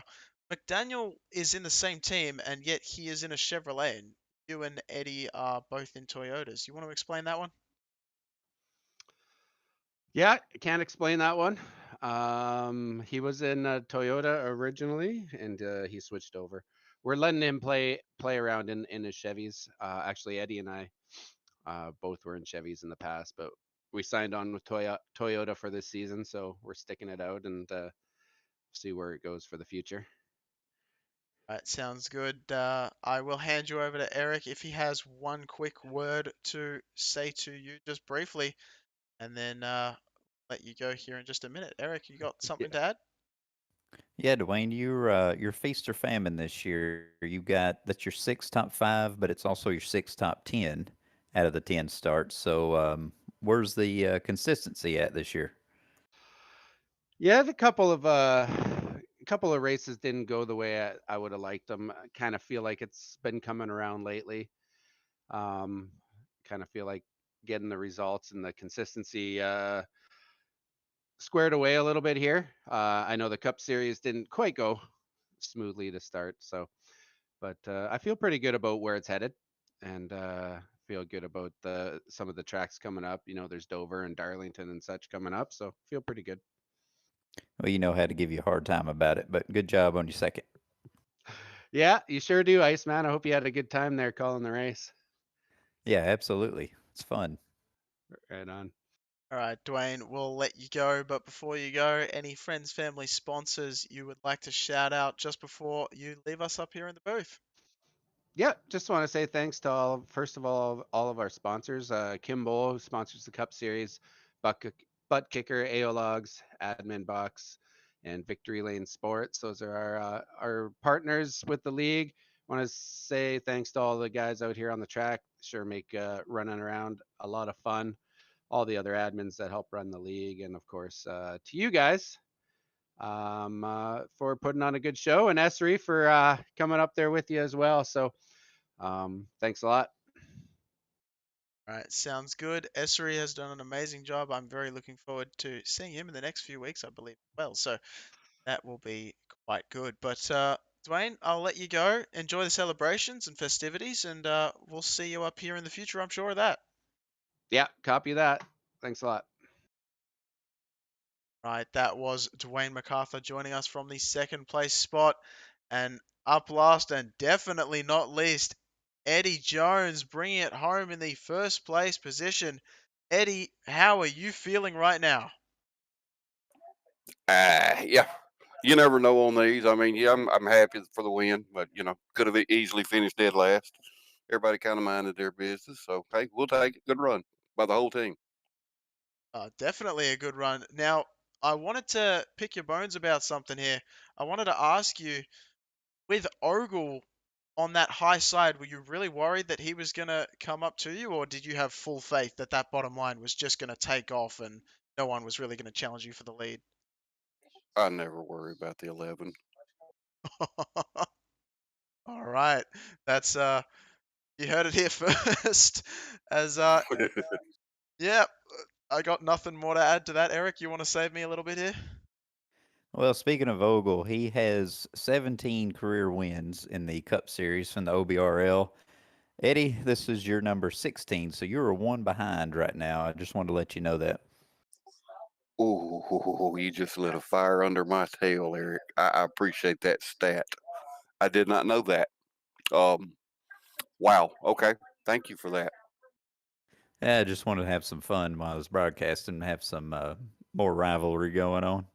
Absolutely. That'll add a little fire, fuel to the fire. All right, that No, it was a great race, but there, I couldn't have done it without the team. I mean, you saw how well we worked together. The beginning of the race, I worked with McRub and Crisco. Middle of the race, worked with Brian some, and then there at the end, I mean, you saw worked with Dwayne and Greg. I mean, it's teamwork. You can't do it without teammates. all right. Well, you know what?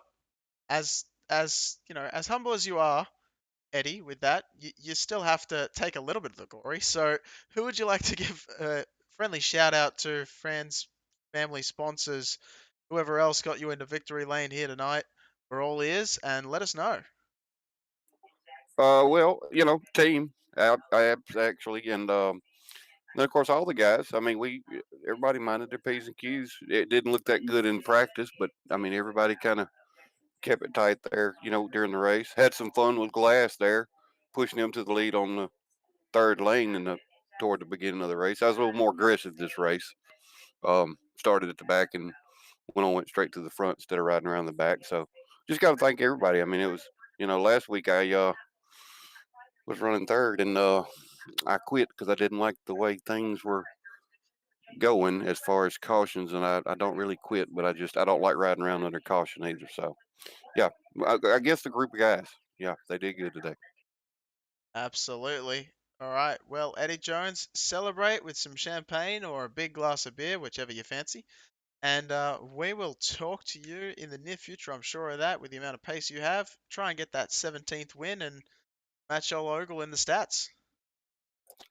I'll try to get it before he gets his 18th, and that wasn't a threat. All right. Sounds good. Eddie, it's been great talking to you. We will catch you soon. Yeah, Thank you, good guys. job. Thank Good you, job, bud. Eddie. Yep. All right. That was Eddie Jones, and he did absolutely bring it home with the win. We just saw the crossing the line there right at the end, just as a bit of a replay. But Eric Essery, thank you once again for joining us up here in the booth. I had an absolute blast up here in the booth. Always amazing to be joined by a second commentator. Very, very helpful. And any final words you'd like to say before hopefully you join us next week? If not, if you can't make the car, of course, because I'm sure you'd rather race than broadcast. Yeah, racing's definitely a lot, where I'd rather be, but this has been a lot of fun. I really like it. It's a lot less pressure, that's for sure. And you guys, you and James and everybody does on the Goon Squad do a professional job every week. So it was fun to jump in on something like that. So I appreciate you being open to let me come up here and help you. And yeah, hopefully in the next few weeks, if that's the situation, I'll be up here to help commentate. Well, we're absolutely looking forward to that. I know I am, and I'm sure a lot of the fans at home listening in are excited for that as well. Couldn't have asked for a better partner from the field.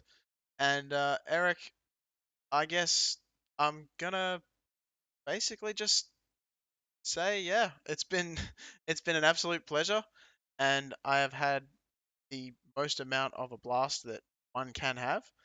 And so yeah, I hope to see you up here in the future and see you soon. And yeah, that goes for everyone watching at home. We will see you next week, same time, same place as always. Team Goon Squad will try and bring you the action in 1080p and 60 frames as always. And join us next week for the Old Bastards Racing League. Gonna have some more fun, some more action coming as we head to Dover, and the Monster Mile probably going to be chewing up a few of these race cars.